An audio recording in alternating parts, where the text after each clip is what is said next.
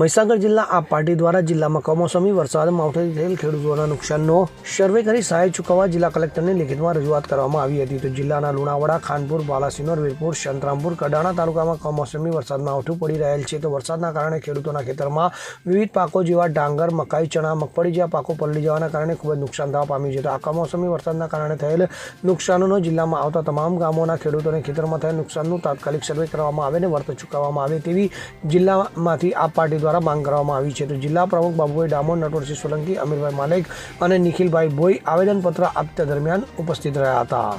સંદીપ દેવાસરી સાથે CN24 news, Mahisagar. હવે જુઓ દેશ દુનિયાની તમામ ખબરો તમારી આંગળીના ટેરવે. ઉઠાવો મોબાઈલ અને Google Play Store પરથી ડાઉનલોડ કરો અમારી CN24 ન્યૂઝ મોબાઈલ એપ.